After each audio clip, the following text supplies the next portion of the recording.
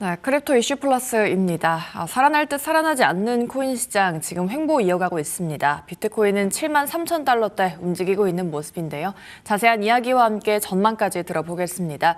오늘 이 시간 업로드 컴퍼니 강승구 부대표 나와주셨습니다. 안녕하십니까? 안녕하세요. 네, 지금 최근에 6거래일간 12억 달러가 넘는 ETF 자금 유출 시장을 강하게 압박을 하고 있습니다. 투자 심리도 지금 극단적 공포까지 내려왔다라고 하는데 기술적으로는 6만 8,900달러 그리고 7만 4천 달러라는 가격선이 핵심 지지라인으로 제시가 됐습니다. 이 지지라인 좀 지켜내고 좀 상승 쪽으로 방향을 좀 틀 수 있을까요? 코인 시장이? 네. 저도 지금 말씀하신 지표들을 좀 찾아봤고요. 네. 화면에서도 보이시겠지만 보도자료들로도 언급이 네. 됐고 정확히 언급하신 그 수치가 좀 맞습니다. ETF 누적 유출이 6일 동안 지속이 네. 좀 됐고요. 26년 들어서 세 번째로 좀 부정적인 구간이다라는 얘기들이 좀 나오고 있고 2026년 YTD 순유입도 536밀리언 달러로 좀 축소가 됐습니다. 네. 그래서 연간 순유출로 되는 거 아니냐라는 네. 얘기 정도까지 나올 수준인데요. 이더리움은 이것보다 좀 심합니다. 그래서 10일 연속으로 유출이 있었고 위험 자산 전반에 디리스킹 흐름이 있다라고 네. 좀 말씀드릴 수가 있고요. 배경은 이렇습니다. 국채 수익률이 상승하고 달러가 강세. 그리고 이제 금리 인하 기대가 좀 약화되면서 ETF 매도를 좀 자극한 부분들이 있지 않냐라는 얘기들이 나오고 있고요. 말씀하신 투자 심리도 다행히 조금 올라왔어요. 그래서 극단적 공포 구간인 22에서 23까지 떨어졌다가 지금 28 수준으로 좀 올라왔다라고 볼 수가 있습니다. 기술적 분석으로는 69K가 깨지면 뭐 68, 76, 67, 66까지 내려올 수 있는 거 아니냐라는 얘기들도 나오고 있고 74K가 중요하다라는 얘기가 최근 이동 평균 밀집 구간이 74K이기 때문에 네. 이게 좀 중요하다라는 얘기들이 좀 나오고 있습니다. 많은 이야기들 속에서 하나 이야기를 드리고 싶은 게 있어서 좀 가져와 봤고요. 네. 최근에 이제 X에서 제가 봤던 포스팅인데 좀 보시면 유의미한 이제 데이터 자료가 나옵니다.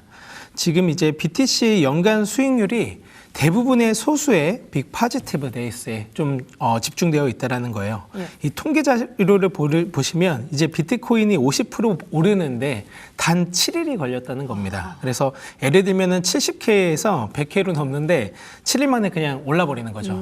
지금도 이제 저희가 코스피, 코스닥 같은 경우도 많이 올랐지만 네. 타지 못하면 들어가기가 너무 어렵거든요. 맞아요.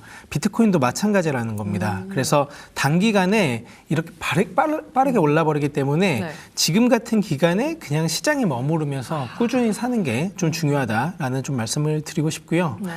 제가 최근에 좀 자주 드리는 말씀이 있는데 저점이 점이라고 표현은 하지만 네. 점이 아니라 구간이다라는 겁니다. 그래서 완벽한 점을 맞추는 게 아니라 이 구간에 꾸준히 비트코인을 모시는 게 되게 중요하다라는 말씀 좀 드려봅니다. 네. 그게 어려운 것 같아요. 언제 올지 모르는 그 상승장을 기다리면서 이 횡보 구간을 좀 견뎌내는 것. 그럼에 따라서 이제 이슈들을 잘 살펴보셔야 될 텐데, 일단 주말 사이에 그래도 좀 휴전 연상 송식으로 인해서 글로벌 증시는 최고치를 기록을 했는데, 코인 시장은 지금 맥을 못 추고 있는 상황인 것 같습니다. 네, 시장에서는 기관들이 이제 그런 지정학적 리스크 같은 뉴스보다는 클래리티법 같은 그런 규제에 대한 명확성을 더 요구하고 있다라는 분석이 나오고 있습니다. 이렇게 제도권 자금이 대거 들어온 이후에 이런 코인마켓의 흥행 공식이 매크로 지표에서 이제는 좀 정책 변수로 조금 이동했다라고 볼 수 있는 건가요? 네, 정확히 맞고요. 제도권 이제 자금 유입 이후에 코인마켓 흥행 공식이 그 매크로에서 정책 변수 중심으로 이동한 것은 좀 사실로 좀 볼 수가 있는 부분인 것 같아요. 네. 5월 28일경이 이제 미국과 이란 협상당이 60일 휴전 MOU에 잠정적으로 합의를 했던 날짜이거든요. 네. 그래서 트럼프 대통령 최종 승인만 남은 상태다라고 좀 볼 수가 있고요. 호르무즈 해협 재개, 이란 핵 협상 시작 등을 포함하고 있는 내용이다라고 좀 볼 수가 있습니다. 그리고 글로벌 증시도 뭐 S&P 500, 다우, 나스닥 모두가 사실상 사상 최고치를 경신하고 있는 중에 있는데요. 유가도 최근 5일 동안은 19% 정도가 하락을 맞아요. 했고요. 근데 평소였다면 위험 자산 랠리로 이어졌을 것 같은데 비트코인이 계속 횡보 중이니까 너무 답답한 구간이 아닌가라고 좀 볼 수가 있습니다. 네.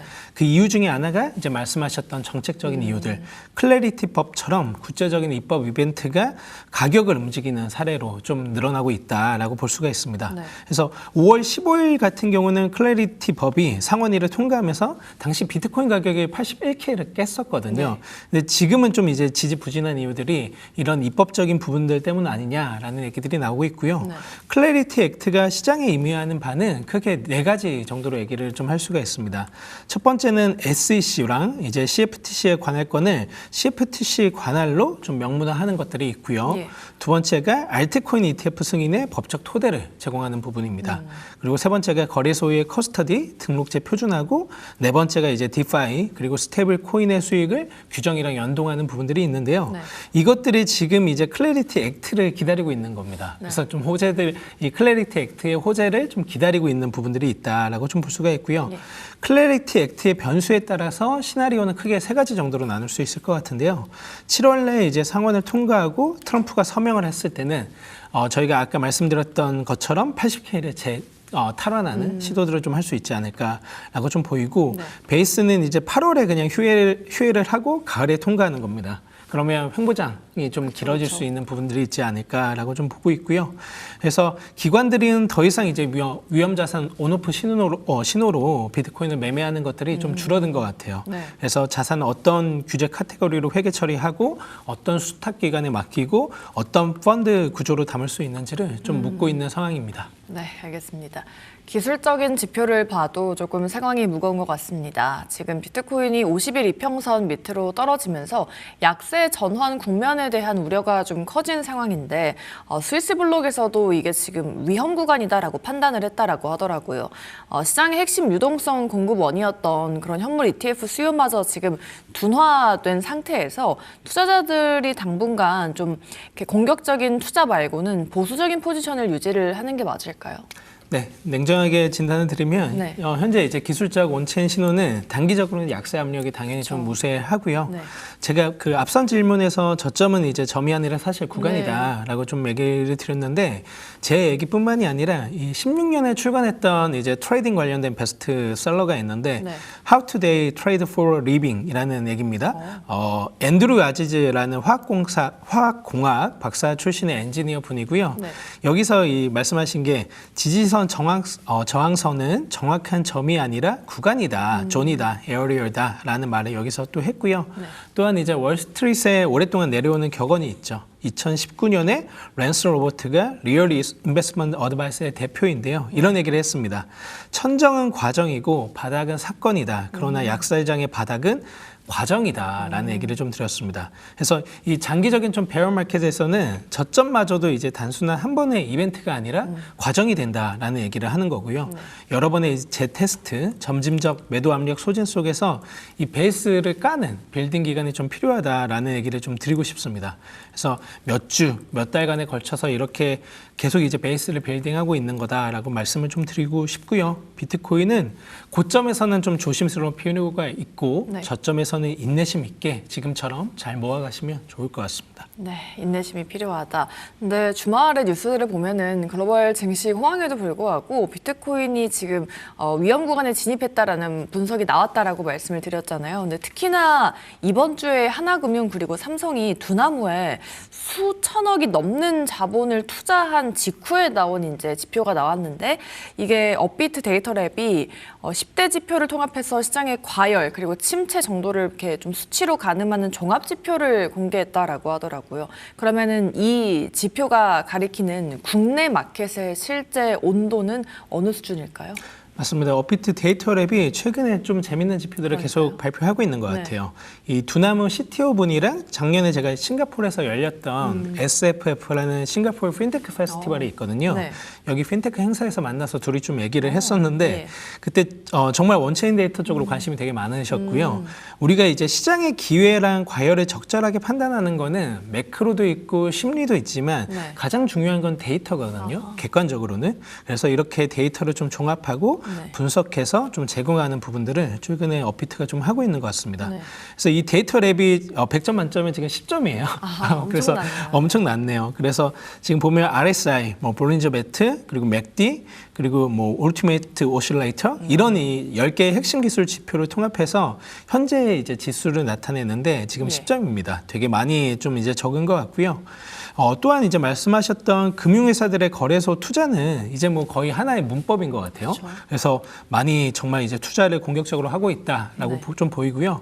하나은행 같은 경우가 이제 카카오 인베스트가 보유했던 지분을 인수를 했고요. 네. 이게 6.55%, 약 1조 33억 원 수준이고 하나투자증권도 마찬가지로 5,978억 원의 지분을 인수했는데 네. 이것도 카카오 인베가 보유했었던 지분입니다. 카카오 인베가 13년, 15년경에 투자를 되게 빠르게 했었거든요. 그거를 최근에 좀 엑시트했던 부분들이 있다라고 볼 수가 있고 카카오 인베스트먼트는 당연히 VC이기 때문에 어떤 적절한 시점에 엑시트를 해야 되고 네.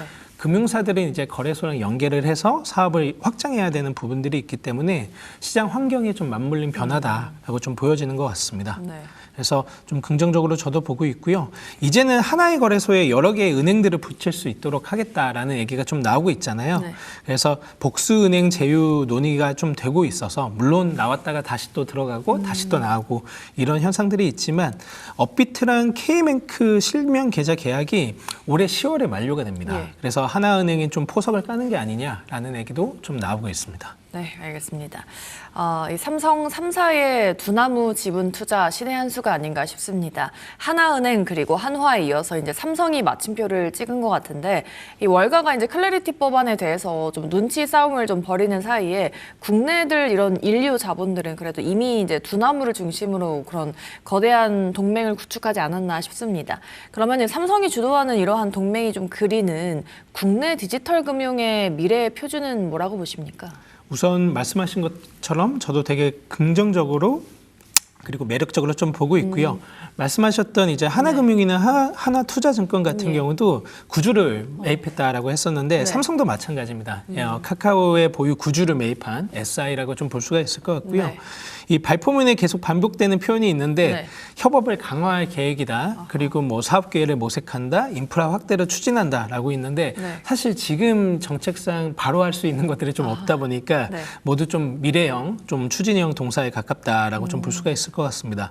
이 삼성카드에서는 원화 스테이블 코인 결제망을 좀 지금 추진하겠다라고 했었는데 네. 사실 25년 말에 입법이 좀 불발이 됐었죠. 네. 그리고 26년 현재도 부처 간에 좀 조율하는 부분들이 좀 있습니다. 그래서 정부 입장과 업계 입장이 여전히 좀 충돌되고 있는 부분들이 있다라고 좀 말씀을 드릴 수가 있을 것 같고요. 예. 또 삼성증권의 STO 유통사업도 법은 통과했으나 인프라가 좀 부재한 부분들이 좀 있습니다. 그래서 자본시장법, 전자증권법 개정안이 26년 1월 15일에야 가까스로 좀 통과가 됐고요. 네. 그러나 이제 하위 시행령 그리고 장외 거래소 인가, 인프라 구축 등이 진행 중인 상황에 좀 있다라고 좀 볼 수가 있을 것 같습니다. 네. 그래서 밸류 체인이 아직 표준화가 미완성이 됐다라고 좀 말씀을 드릴 수가 있고요. 삼성 SDS의 B2B 디지털 인프라도 있는데 이게 제일 사실 좀 모호한 부분들이 좀 있습니다. 그래서 두나무의 블록체인 노하우를 흡수해서 금융권 차세대 인프라 사업을 확장하겠다라고 했는데 구체적인 서비스 고객 이제 매출 목표가 아직은 좀 부재한 부분들이 좀 있다라고 좀 볼 수가 있습니다. 네. 그래서 좀 이제 봤을 때 이제 그 글로벌 표준이나 각국 규제 당국 이런 것들을 맞추기가 한국의 정책적인 상황상 좀 불리한 부분들이 많지 않나라고 네. 좀 보이고요. 그래서 업비트 두나무 지분을 인수했으니까 토지 매입은 했다라고는 네. 좀 볼 수가 있는데 도로, 전기, 상하수도가 아직 없다라고 좀 볼 수가 있어서 좀 기다려야 되는 순간들이 아닌가 좀 생각이 듭니다. 네, 알겠습니다. 그런데 지금 주말 사이에 비트코인이 7만 3천을 좀 위협받았던 게 코인베이스 프리미엄의 폭락 그리고 바이낸스발 매도 물량도 있었고요. 그리고 역대급 청산 사태도 있었다라고 확인이 되고 있습니다. 그러니까 이 단기적으로는 과열되었던 그 레버리지 물량이 조금 청산되었다라고 볼 수 있는 것 같은데 근데 과거 저종기와는 좀 다르게 장기 보유자들은 조금 움직이지 않고 있고 현물 거래량도 줄면서 매도세가 조금은 진정됐다라는 분석도 있던데 그럼 이번 조정이 이제 약세장의 시작이 아니라 단기 투기성 매물이 좀 씻겨 나간 그런 디레버리징이다라고 봐도 괜찮을까요? 정확히 맞고요. 네. 개인은 좀 팔고 있고 기관은 사거나 머무르는 경향들이 좀 있다라고 볼 수가 있을 네. 것 같습니다. 그래서 건강한 디레버리징 과정으로 해석하는 게 좀 합리적이다라고 좀 보이고요. 예. 비트코인이 이제 72K까지 밀렸을 때 하루에 약 $935밀리언 규모의 이제 청산이 발생을 했었습니다. 네. 그래서 롱 청산 규모가 개인적 리테일이 좀 압도적으로 있었고요.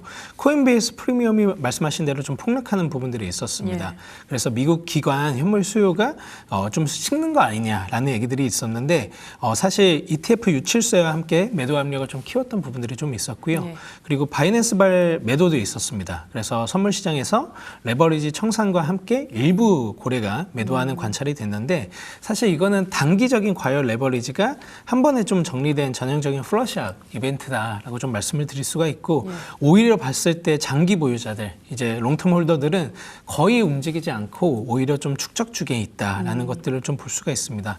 그래서 전체 롱텀 홀더의 공급은 15.26 밀리언 달러의 비트코인을 이제 보유를 계속적으로 하고 있고요. 25년 8월 이후에 최고치 근처에 지금 머물러 있다라는 겁니다. 그래서 개인은 팔고 기관은 살거나 머물러 있는 형태가 있어서 좀 지금은 개인이지만 고래처럼 생각하고 행동해라라는 얘기를 좀 드리고 싶어요. 네. 기관들이 조금 진입할 수 있는 이슈가 하나 더 있었습니다. 미국의 CFTC가 칼씨의 비트코인 무기한 선물 출시를 승인했다라고 합니다. 이 무기한으로 선물을 하는 거가 출시가 된 거는 역사상 처음이다라고 하는데요. 그런데 지금 클래리티법 통과에 대해서 눈치를 보고 있었던 그런 기관 자금들이 그러면은 이런 무기한 선물 출시를 계기로 해서 6월에는 좀 다시금 마켓에 더욱더 대거 유입될 그런 가능성이 좀 있을까요? 예. 저도 호재로 보고 있고요. 네. CFTC의 이번 승인이 제도권 자금 유입 측면에서는 좀 파괴력을 가진 그쵸, 그쵸. 그런 구조적 호재가 아닌가라고 좀 생각이 좀 드는 것 같습니다. 좀 구체적으로 저희가 내용을 좀 보면은 5월 29일이죠. 네. 금요일에 이제 CFTC에서 칼씨 예측 시장 플랫폼이거든요. 여기에 이제 비트코인 무기한 선물을 공식적으로 좀 승인을 했다라는 부분입니다. 그래서 만기가 완전히 없는 순수 무기한 선물이라서 이 미국 역사상 최초의 사례가 맞다라고 좀 보기가 있고요. 기존 코인베이스 등의 상품과는 달리 롤오버가 없습니다. 그래서 무기한으로 포지션을 유지할 수가 있다라는 거고요. 연간 90조 달러 규모의 거대한 무기한 선물 시장이 이제 미국 기관 투자자들한테 열렸다라는 얘기들이 좀 나오고 있습니다. 그래서 CFTC의 체어맨 마이크 같은 경우는 미국을 글로벌 크립토 캐피털로 만드는 역사적 조치다라고까지 얘기를 좀 했던 것 같고요. 네. 기관과 헤지펀드 입장에서도 이제 컴플라이언스 비용 리스크가 컸었는데 CFTC 규제 하에서 좀 이런 것들이 좀 수월해지지 않을까라는 얘기들이 좀 나오고 있고요. 네. 다만 이제 좀 제한적 요인을 좀 말씀을 드린다면 아직 초기 단계다라는 거고요. 그래서 칼씨의 실제 상장 거래 시작은 좀 승인 후에서 수주 내로 좀 예상이 되지만 초기 유동성이 오프쇼어 대비해서 좀 부족할 수가 있다라는 겁니다. 그래서 기관들이 온보딩 리스크 관리 정책에 따라서 조금 시간이 걸리지 않을까라고 좀 생각을 하고 있습니다. 네. 이런 와중에 내부적으로는 과세에 대한 이슈가 또 뜨겁습니다. 사실 금투세도 무산됐는데 코인에만 지금 과세하는 게 형평성에 어긋난다라는 그런 말도 있고요. 투자자들 사이에서도 지금 기술적인 준비 미비에 대한 비판도 나오고 있는 상황이죠. 근데 이게 좀 유예가 더욱더 될 가능성이 있을지 아니면 유예가 안 된다라고 하면은 지금 시장이 연말까지 어떤 준비를 좀 해야 될까요?